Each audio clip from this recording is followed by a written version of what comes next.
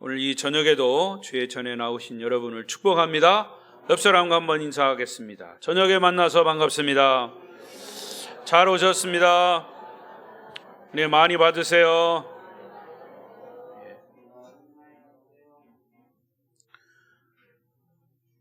비대면 영상으로 예배하시는 분이 혹시 계시면 그 가운데도 주님의 은혜가 함께 하시기를 바랍니다.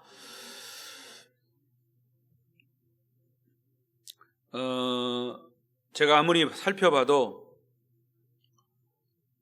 물론 수많은 교회들의 집회하는 주제를 다 파악할 수는 없습니다. 그러나 제가 생각하기로는 이스라엘 구원을 위한 특별 기도회라고 하는 타이틀은 거의 없을 것이다, 이렇게 생각을 합니다. 왜냐하면 이 부분에 대해서 이렇게 로마서에 대한 부분을 상세하게 말하는 그런 목사님들이 많지 않기 때문입니다. 거듭 말씀드리지만 구약 성경을 읽을 때마다 한 나라를 이야기한다면 이스라엘입니다. 여러분 성경을 보세요. 이스라엘 계속 이스라엘. 신약 성경에도 이스라엘. 그러면 그 이스라엘과 지금 예수 믿고 구원받는 우리와 무슨 상관이 있냐 그 말이에요. 이 성경에 나오는 이스라엘을 정확하게 알지 못하면 우리의 구원도 그냥 공중에 떠 있는 거고요, 확실치 않은 거예요.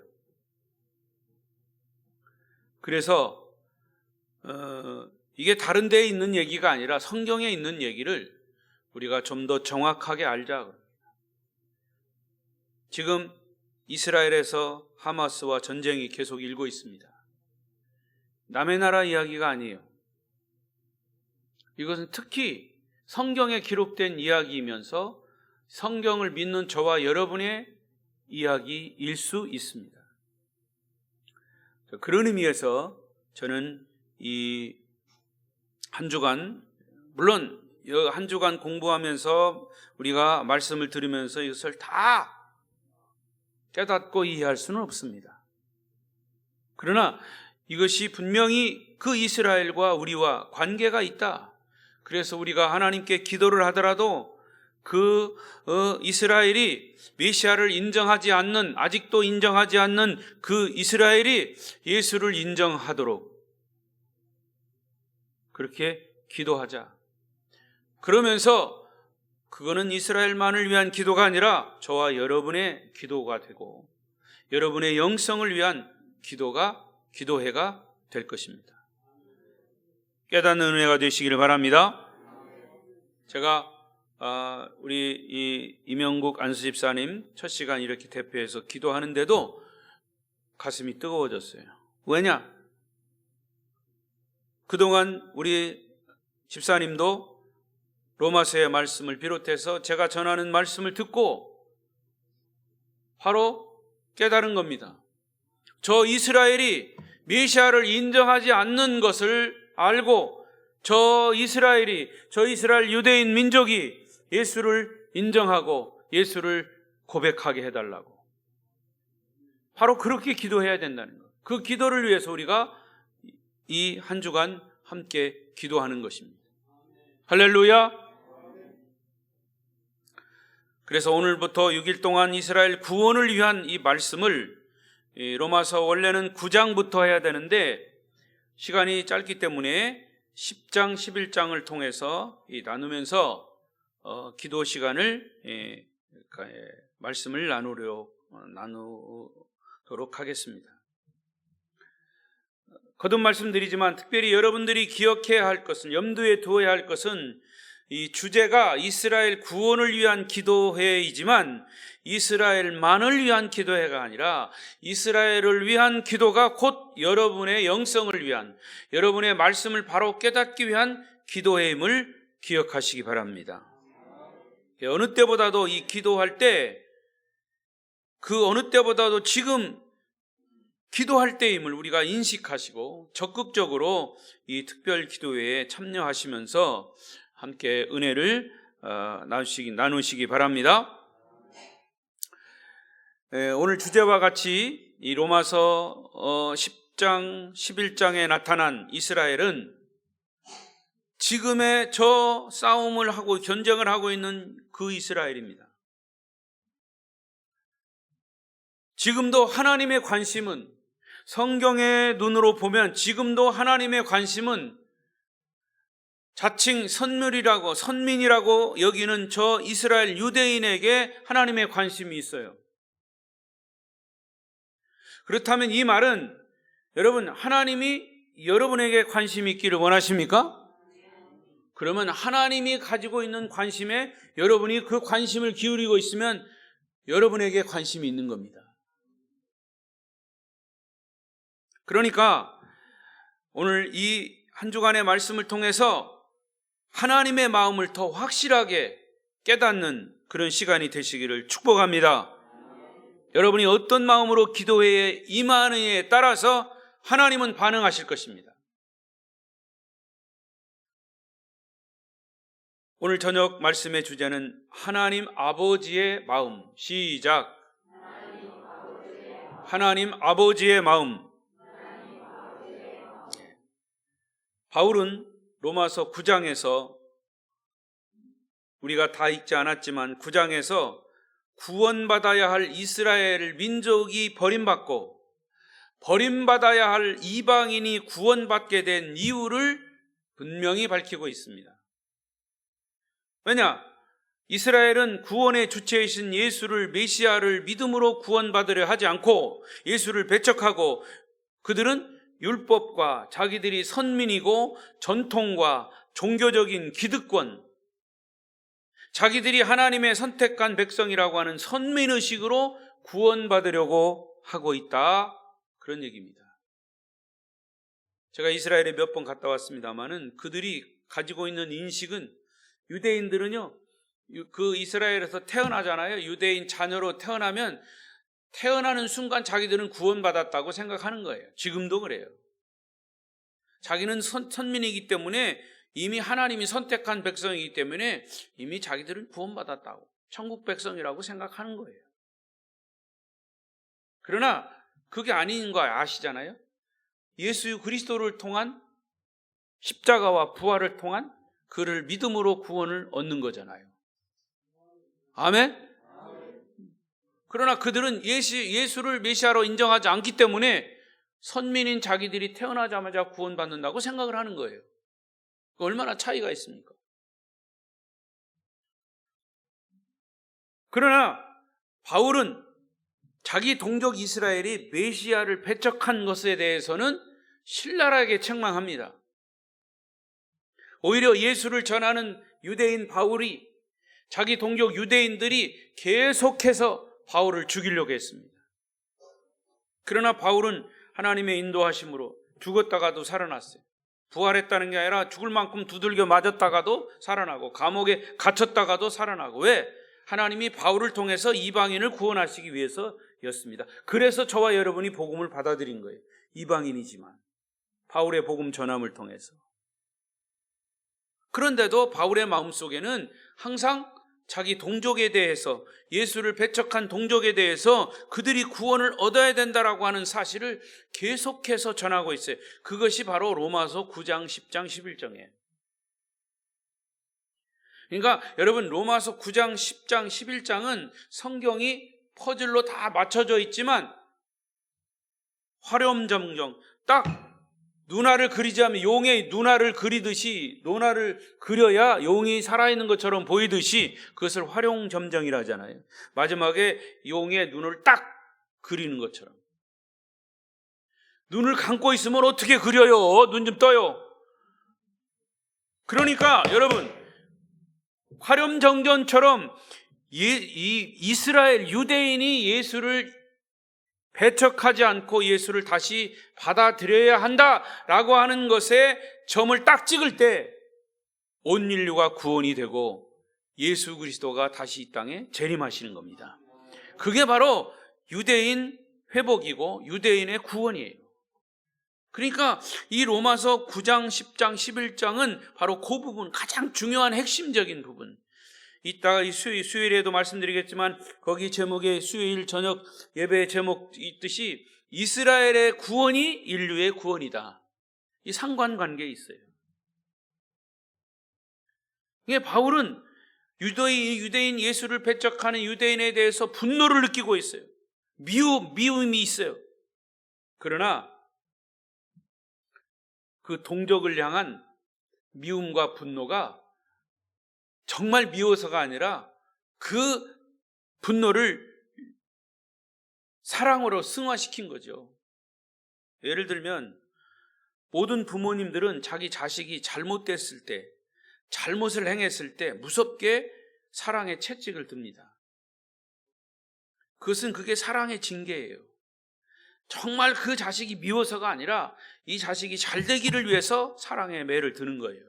이와 같이 바울이 자기 동족인 이스라엘이 메시아를 배척한 것이 너무나 가슴 아팠어요. 그래서 어떤 때는 책망하고 야단을 치지만 미움의 감정이 사랑의 감정으로, 어떻게 하면 내 동족 이스라엘을 구원받게 할까라고 하는 마음, 사랑의 마음밖에 없었던 것이죠. 그 바울의 마음이 하나님 아버지의 마음이에요. 그러한 아버지의 마음은 모세에게서 있었어요. 모세가 이스라엘 백성들을 광야에 40년 동안 이끌고 갈 때 이 백성들은 하나님을 배신하고 우상을 숭배하고 그래서 하나님께 무서운 심판과 멸망을 받았습니다. 불뱀에 막 물려 죽습니다. 왜? 하나님 믿지 않고 딴 우상을 숭배하니까. 그때 많은 사람들이 죽어가는 것을 볼 때 모세가 안타까워서 하나님께 이 백성들을 살려주십시오. 차라리 나도 같이 이 백성들과 같이 죽겠습니다. 그때 하나님께서 뭐라고 합니까? 그러면 내가 그들을 살려주겠다. 살려주는 증표를 하나 주겠다. 그게 큰 장대 끝에다 구리뱀을 달고 그것을 쳐들고 그 구리뱀을 쳐다보면 내가 살려주고 그렇지 않으면 쳐다보지 않는 사람은 다 죽을 거다. 그랬어요? 안 그랬어요? 몰라요? 네. 그랬으면 고개라도 끄덕끄덕 해보세요. 여러분, 그거는요, 하나님이 무슨 농담으로 그런 게 아니라 실제로 그렇게 했고, 그것은 뭐를 얘기하냐면 예수 그리스도의 십자가의 달리심을 상징적으로 보여주는 거예요. 아멘? 네. 그래서 결국에는 그걸 쳐다보는 사람은 불뱀에 물려 죽지 않아. 물렸어도 그것을 믿고 쳐다본 사람은 살아났어요. 이게 바로 모세의 마음, 백성들을 사랑하는 불순종으로 우상을 숭배하는 그들이 죽어가는데도 그들을 사랑하는 마음으로 모세가 목숨 걸고 하나님께 요청해서 그들을 살린 거예요. 이게 아버지의 마음이다. 하나님은 죄인은 무섭게 심판하고 책망하시지만 집 나간 아들을 기다리는 아버지의 마음을 항상 가지고 계십니다. 목회하는 저도 마찬가지입니다. 제가 누누이 말씀드렸지만 제가 목회하는 우리 아름다운 교회 모든 성도들은 한 사람도 지옥 가는 사람 없도록 예수 잘 믿고 천국 가기를 축복합니다. 만약에 여러분들이 기어올라 가지고 그러면 여러분 사실은요, 지금 이 농번기 때 이제 좀 끝나간다고 하지만은 요 시기에 열심히 일하는 사람 때로는 피곤합니다. 그럼 이 한 주간 저녁에 좀 쉬었으면 좋겠다 하는 요 시간 저녁 8시에 다 나와서 기도에 참여하십시오. 저도 편하게 목회하고 싶어요. 그렇게 안 하고 싶어요.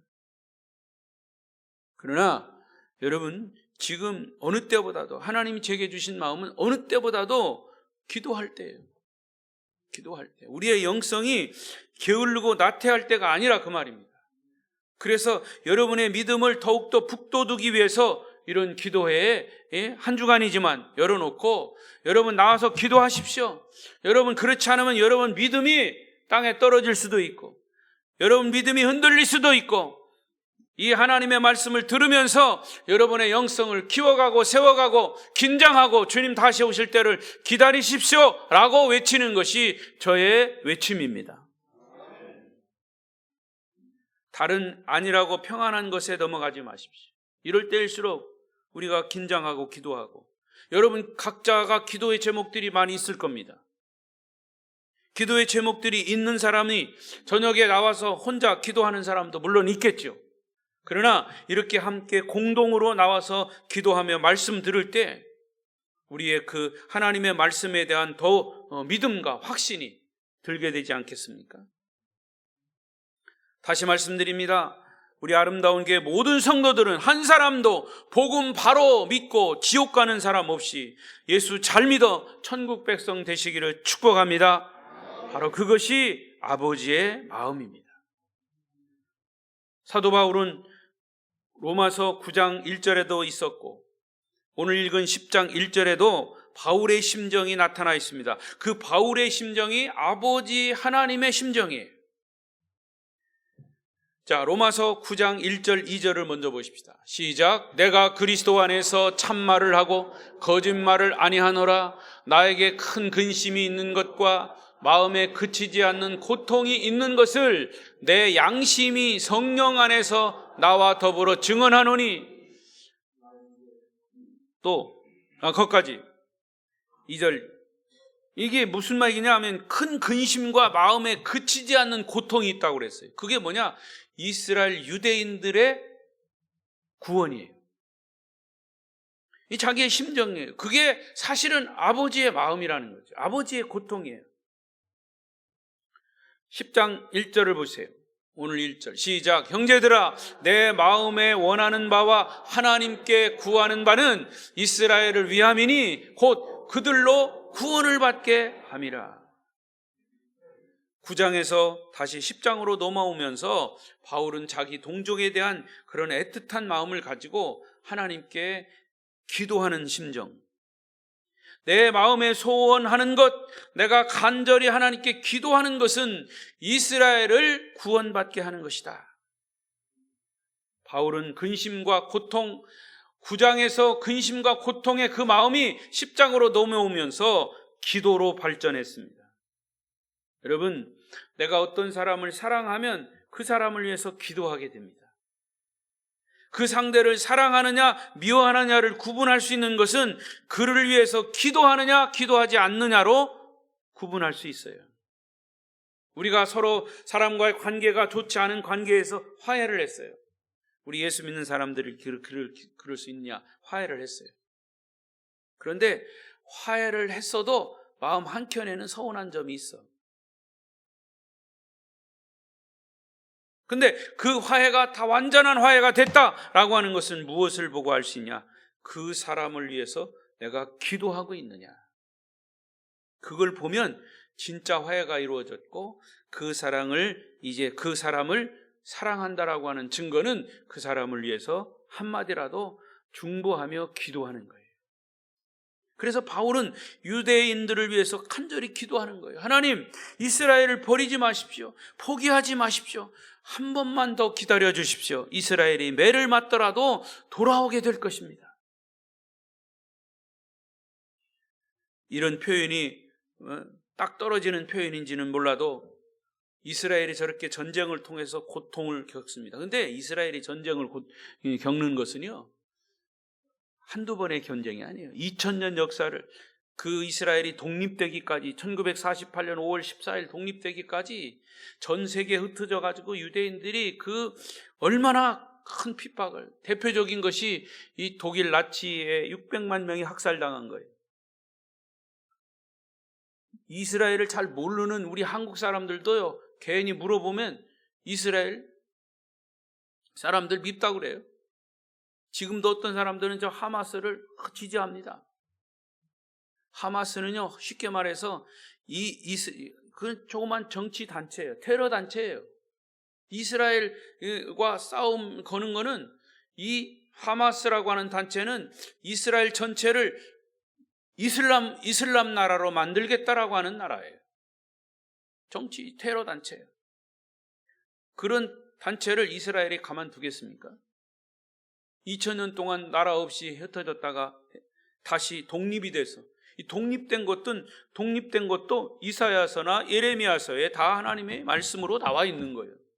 너희 나라를 회복하리라. 흩어져 있던 백성을 동서남북에서 다 모으리라. 그래서 독립이 된 거예요.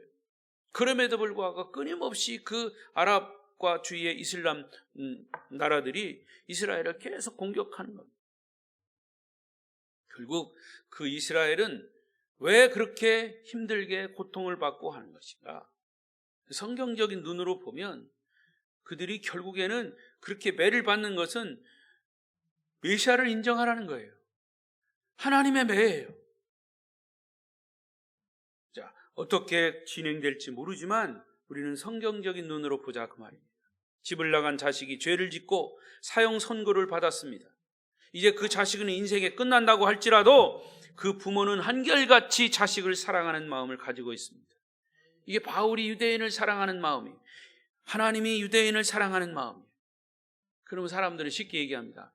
하나님이 그렇게 사랑하면 한 방에 그냥 어떻게 막 해버리, 이 아랍권을 막 한 방에 해가지고 금방 그들이 예수를 믿도록 인정하면 되지 않겠냐.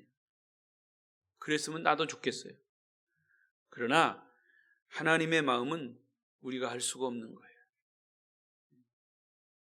그러니까 여러분, 여기서 복음을 맛본 자, 복음을 깨달은 자, 복음을 체험한 자의 영적인 태도를 알 수 있는 거죠. 바울은 복음을 깨닫고 유대인들에게 복음을 전하기 위해서 나갔지만 그들을 예수를 배척하고 결국에는 그 복음이 이방인에게로 넘어갔습니다. 어떻게 보면 이스라엘이 예수를 배척했기 때문에 그 복음이 이방인에게로 넘어온 것은 다행이죠. 우리는 이스라엘 때문에 복음을 듣게 된 거죠. 이 역으로 이제는 복음을 듣지 않는 이스라엘을 위해서 우리가 기도해야 된다는 거죠. 그들의 마음이 열리도록. 그러니까 여러분, 복음이 깨달아지면, 정말 예수를 만났으면 한 영혼이라도 구원하고 싶은 구원의 열망이 우리 안에 있게 된다는 거죠. 우리 아름다운 교회 성도들 마음 안에 영혼 구원에 대한 열정이 다시 한번 회복되시기를 축원합니다. 바울은 역설적으로 자기가 전도한 이방 민족이 구원받은 사람들이 많아질수록 동족 이스라엘이 구원받지 못한다고 하는 사실 때문에 괴로워하고 있다는 거죠. 우리가 예수 믿고 나서 가장 안타까운 건 뭡니까? 예수 믿지 않는 사람들에 대한 눈물. 예수 믿지 않는 영혼, 예수 그리스도가 나의 구원자이시고 나의 주인이신 것을 깨닫지 못하는 사람들에 대한 안타까움. 예수 믿지 않으면 분명히 지옥 갈 텐데 라고 하는 그런 애절함이 우리에게 있어야 된다 그 말입니다. 불신자에 대한 눈물, 불신자 가족에 대한 안타까움, 내 주변에 있는 사람들에 대한 아버지의 마음이 여러분 안에 회복되기를 바랍니다. 이스라엘은 분명히 예수를 배척하는 엄청난 잘못을 저질렀지만 그 잘못의 시작은 하나님에 대한 오해, 하나님에 대한 무지, 그것 때문이에요. 그래서 이스라엘 백성들은 누구보다도 자기들이 하나님을 잘 안다고 생각을 했어요. 자기들은 선민이기 때문에 하나님을 안다고 생각했어요. 하지만 그것이 문제였어요.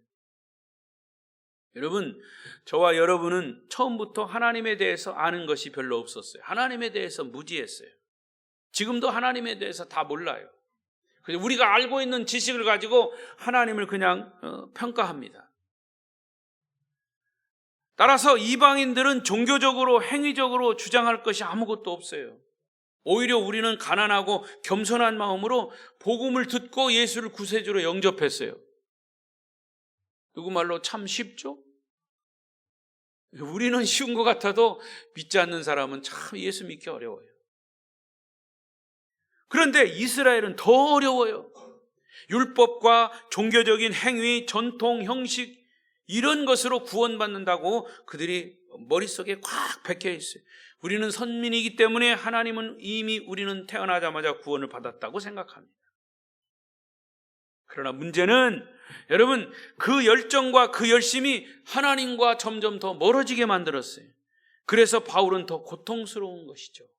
다시 2절을 보겠습니다. 2절 시작. 내가 증언하노니 그들이 하나님께 열심이 있으나 올바른 지식을 따른 것이 아니니라. 열심은 있지만 올바른 지식을 따른 것이 아니다. 복음을 깨달은 사람은요, 복음 때문에 흥분합니다. 복음만 발견한 사람은요, 너무 감격스럽기 때문에 충격을 받습니다. 여러분, 지금 저기 오륜교회에서 이 다니엘 20일 기도회를 합니다. 해마다 해요. 그 중에서 저는 아직 그 부분에 대해서 간증하는 거는 못 들었는데, 그 코미디언 누구죠? 조혜련이 어젠가요? 유튜브에 나온 게 있어요. 그런 거 보세요. 조혜련이 이 기독교 그 새롭게 하소서에 나와가지고 간증하는 것을 제가 봤어요. 코미디언이잖아요, 조혜련. 근데 얘는 이성미라고 하는 코미디언 그 선배가 있죠. 이성미가 조혜련을 전도하기 위해서 예수를 얘기하다가 조혜련이 언니가 나한테 복음을 전하려고 예수를 믿으라고 하면 나는 언니와 절교합니다. 그래가지고 이성미가 조혜련을 전도하려고 하다가 절교를 했어요. 3년인가요? 몇 년 동안 나는 선배하고 말하지도 않겠다. 그런 사람이었어요, 조혜련이가. 그런데 그 과정을 보면 알겠지만 어찌어찌 하다가 이혼하고 새로운 남편을 만나다가 그 새로운 남편이 예수 믿는 사람이라 이제 복음을 접하게 된 거예요. 진짜 예수를 만나서 그 간증을 하더라고요. 여러분 꼭 유튜브에 보세요. 시간 내서. 복음을 깨달은 사람은요, 흥분합니다. 복음을 발견한 사람은 너무 감격스럽기 때문에 충격을 받습니다. 결국 자기 어머니도 아주 독실한 불교인인데 결국 자기 때문에 자기 간증 듣고 미국에 가서 간증 듣고 어머니도 같이 갔다가 자기 간증 듣고 어머니도 예수를 영접하고 구원받게 되는 그런 과정들이 쭉 있어요. 여러분, 이 진리를 발견했는데도 흥분과 열정이 없다면 그것은 그 진리가 가짜이든지 모조품일 겁니다. 참된 복음은 열정이 있습니다. 우리 속에 뜨거움이 있어요. 그러나 열정과 열심이 있다고 해서 그것이 다 진리라고 말할 수 없어요. 이스라엘은 하나님에 대한 열정과 열심은 있었지만 참 진리, 참 지식에 근거하지 않고 자기들의 선민의식, 전통, 행위, 기득권, 선입견 이런 것들이 하나님의 뜻이라고 주장하는 바람에 결국 이스라엘은 버림을 받게 된 거죠. 예수를 배척한 거예요.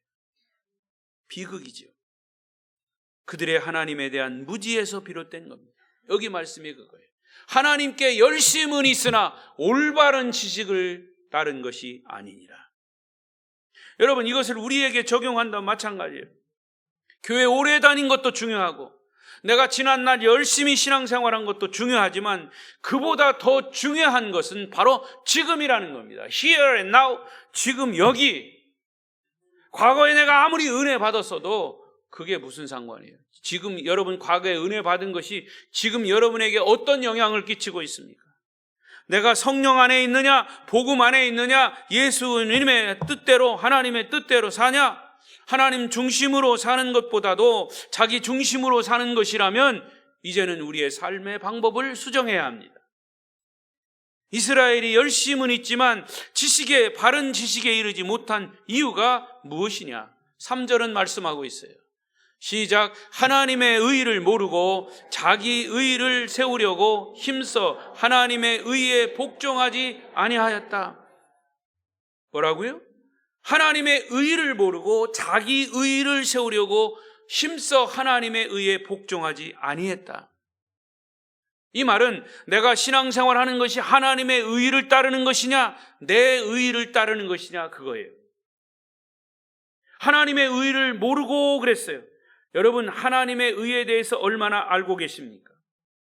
하나님을 내 마음대로 정의하고 하나님을 내 마음대로 생각하면 하나님은 극히 제한적일 수밖에 없는 거예요. 여러분이 가지고 있는 지식을 가지고 성경을 보면서 하나님을 평가하고 하나님을 판단합니다. 저 역시도 성경을 연구하고 성경을 묵상하는 이 설교자, 목사지만 성경을 보면 볼수록 하나님의 뜻을 다 읽을 수가 없어요. 헤아릴 수가 없어요. 그러나 하나님의 뜻이 그러면, 하나님이 이렇게 말씀하셨다면 우리는 그대로 따라가는 거죠. 순종하는 거죠. 자기 의를 주장하다 보니까 말이 많아지는 거죠. 자기가 옳다는 거죠. 그러니까 하나님의 의에 복종하지 않게 되는 겁니다. 이스라엘 백성들은 하나님의 의를 모르고 자기 의를 세우다 보니까 하나님 말씀에 순종하지 않게 된 것입니다. 여러분이 각 가정에서 가정사를 중요한 일들을 결정할 때 하나님 믿는 사람들은 어떤 것이 바른 결정인가를 잘 모를 수도 있고 알 수도 있어요. 그때 우리가 해야 할 일은 뭐냐? 내가 옳다고 주장하고 비판하지 말고 겸손하게 하나님의 뜻을 물어보십시오. 내가 잘못할 수도 있기 때문에 하나님께 물어봐야 된다는 거죠. 겸손하게 하나님 뜻을 알려주십시오. 내가 성령의 인도받기를 원합니다 라고 간구하면 주님은 어떤 루트를 통해서도 알려주세요. 정말 여러분 마음속에 여러분이 결정해놓고 그 결정 자꾸 끄집어내지 말고 여러분 다 정말 솔직하게 하나님 앞에 하얀 백지로 겸손하게 물어보시라고 말해요. 그러면 하나님은 틀림없이 여러분의 마음을 보시고 답을 주세요. 이것이 그리스도인의 바른 태도예요. 그러나 이스라엘 백성들은 그렇게 하지 않았어요. 하나님의 의가 뭐냐? 히브리어로 헤세드, 하나님의 공의, 무조건적인 사랑이라는 뜻이에요. 또 하나님의 정의, 게브라라고 하는 히브리어로 이런 하나님의 조건적인 사랑, 무조건적인 사랑, 조건적인 사랑, 이게 하나님의 공의와 정의예요. 여러분에게 어려운 말씀이 될 수 있지만 이 하나님의 의라고 하는 것은 죄가 없는 상태를 말하고 우리 의라는 것은 죄투성이, 더러운 죄투성이의 모습이에요. 어두움과 빛은 공존할 수 없어요. 어두움이 있을 때 빛이 비치면 어두움은 사라지는 거예요. 어두움은 빛이 올 때 사라지는 것, 하나님의 공의가 임할 때 우리의 의는 사라지는 거예요. 그러니까 내 의를 주장해서는 안 된다는 거죠. 왜? 이미 우리는 하나님의 의, 복음을 받아들였는데 거기에 내 의가 어떻게 있습니까? 이 어두움이 없어지는 건데. 로마서 3장 10절 11절을 보겠습니다. 시작. 기록된 바 의는 없나니 하나도 없으니 깨닫는 자도 없고 하나님을 찾는 자도 없고 다 치우쳐 함께 무익하게 되고 선을 행하는 자는 없나니 하나도 없도다. 인간이 아무리 자기 의를 내세워도 하나님 앞에 당할 자가 없다는 얘기죠. 그럼에도 인간은 자꾸 자기 논리, 자기 의를 세우려고 합니다. 그럴 때 결과적으로는 잘못된 결과를 낳게 되는 것이죠. 사도 바울이 자기 민족 이스라엘에게 이 부분을 강조하면서 지적했어요. 그런데 이스라엘만이 아니라 바로 우리에게 말씀하시는 거예요. 우리가 예수를 처음 믿을 때는 은혜롭고 감격했습니다. 그런데 시간이 지나면서 그 은혜가 자꾸 식어지면서 주장하게 되고 자기 의로 변질이 되고 내가 얼마나 교회를 위해 봉사했는데, 내가 얼마나 교회를 위해서 헌신했는데, 내가 얼마나 교회를 위해서 투자한 게 얼만데, 내가 교회에 얼마나 오래 다녔는데 하는 것으로 목소리가 커지기 시작합니다. 이런 경우가 자기 의를 주장하는 거라 그러죠. 여러분, 정말 은혜가 있는 사람은 아무리 많은 봉사를 하고 헌신을 하고 내가 주님께 헌금을 많이 해도 내가 내놓을 게 무엇이 있습니까? 오히려 주님을 생각하면 부끄럽게 여기고 더 겸손히 헌신하는 사람이에요. 그러나 은혜가 율법으로 변질이 되면 그때부터 자기 의를 내세우게 되지.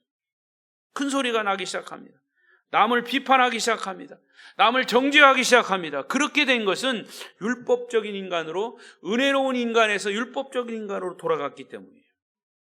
그러니까 결국 문제는 은혜인가 율법인가, 이것이 문제예요. 여러분, 영적 전쟁에서의 패배는 내가 얼마나 잘못을 했고 도덕적인 실수를 했느냐에 있지 않았어요. 우리의 삶이 얼마나 주님의 은혜로 사는 거냐 아니면 율법적으로 사는 거냐, 이겁니다. 대부분 많은 사람들은 그 사람이 도덕적으로 옳으냐 그르냐, 실수를 했느냐 안 했느냐를 따집니다. 이게 세상적인 가치관이에요.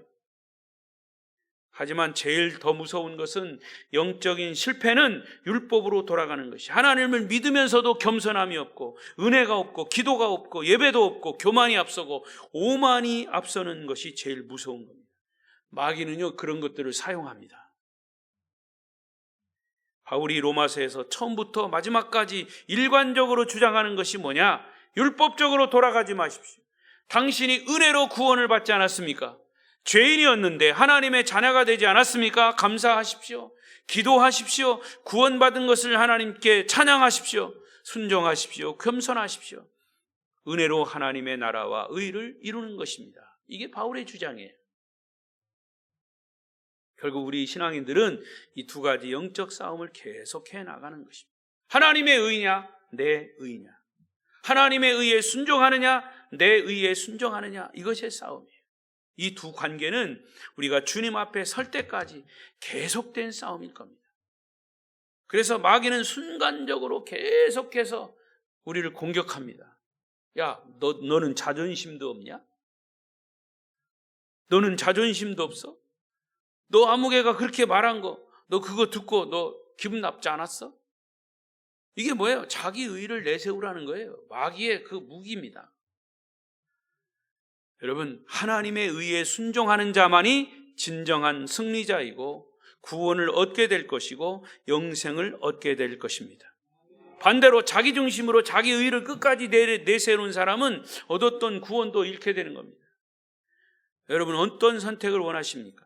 사도 바울은 바로 이것 때문에 자기 민족의 운명 앞에서 심장을 찢는 고통으로 절규하고 있습니다. 아버지의 마음을 이 선민인 유대인들이 헤아리지 못하니까. 과연 하나님의 의를 어떻게 얻을 수 있을까? 하나님의 의는 어디서 발견될 수 있을까? 하나님의 의를 어떻게 얻을 수 있을까? 첫 번째 질문. 하나님의 의는 어디서 발견될 수 있을까? 두 번째 질문. 이 두 가지의 질문의 해답은 only Jesus, 오직 예수밖에 없습니다. 오늘 본문 4절입니다. 4절, 본문 4절. 본문 4절, 로마서 10장 4절. 읽어보겠습니다. 시작. 율법의 마침이 되시느니라. 예수 그리스도는 모든 믿는 자에게, 즉 유대인이나 이방인에게 하나님의 의를 이루시기 위한 율법의 완성이다. 할렐루야. 한 번 더 보겠습니다. 빌립보서 2장 6절 8절.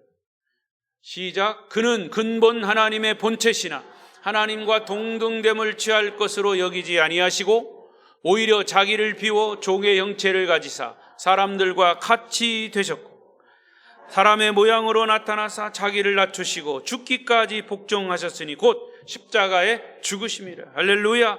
하나님의 의는 예수 그리스도 안에 나타나셨습니다. 그러니까 예수님이 하나님의 의라 그 말입니다. 하나님의 의를 우리에게 보여주신 분이 예수 그리스도예요.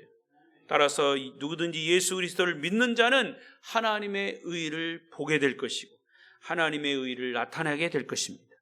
예수 그리스도를 믿는 자는 하나님의 의의 흰옷을 입게 된다는 얘기입니다. 우리는 죄인이기 때문에 우리는 죄로 인해서 더러워져 있습니다. 예수 그리스도는 죄로 더러운 우리에게 의의 옷을 입혀주심으로 나는 주님의 의의 흰옷을 입은 하나님의 자녀가 된 것입니다. 여러분은 하나님의 의의 옷을 입은 하나님의 자녀입니다. 따라서 예수 그리스도를 우리는 바라봐야 합니다. 예수 그리스도 앞에 가까이 나가야 합니다. 하나님의 의를 가까이서 볼 수 있을 것입니다. 예수 그리스도 몸 안으로 우리는 들어가야 합니다. 그래서 여러분, 예수 잘 믿고 구원받으면 되지 무슨 이스라엘을 자꾸 얘기합니까? 아니에요. 이스라엘을 봐야 내가 하나님의 의를, 하나님의 자녀인 것을 반면교사로 알 수 있는 거죠. 다시 말하면 여러분, 저기 얼굴이 막 더러워가지고 냄새나는 사람이 있어요. 그럼 우리는 그 사람을 보면서 누구를 보게 돼? 나를 보게 되잖아요. 나는 괜찮은가? 날 얼굴에 뭐 묻지 않은가? 그러니까 이스라엘을 보면서 우리는 그걸 보는 거죠. 그러면서 사실은 그 이스라엘을 민족 때문에 우리가 복음을 받아들이고 예수를 알게 됐던 거죠. 우리가 예수 믿고 구원받게 된 거지. 그런데 그들은 아직도 예수를 모르고 있다. 그래서 우리는 그들을 위해서 기도해야 된다. 그들을 위해서, 구원을 위해서 기도해야 된다. 이게 바울의 심정이고 아버지의 마음입니다. 그래서 4절 말씀을 통해서 우리에게 주시는 메시지의 결론입니다. 예수 그리스도는 구원받고자 하는 유대인이나 이방인이나 과거의 사람이나 현재의 사람이나 장래의 사람이나 모든 인류가 의를 이루기 위해서 율법을 완성하셨다. 이제는 이스라엘도 주님께 돌아와야 하고 이방인도 주님께 돌아와야 하고 북한의 백성도 믿지 않는 우리 가족도 주변 믿지 않는 이웃도 주님께로 돌아와야 합니다. 여러분, 그래서 주님의 이름을 높여야 합니다. 주님 안에 거해야 합니다. 주님 안에 있을 때만이 온전한 하나님의 구원이 완성될 것입니다. 그것이 성경이 결론으로 하나님 아버지의 마음으로 나타내신 것입니다. 아름다운 교회 성도 여러분 안에 예수 그리스도만 충만하시기를 축복합니다. 축복합니다. 기도하겠습니다.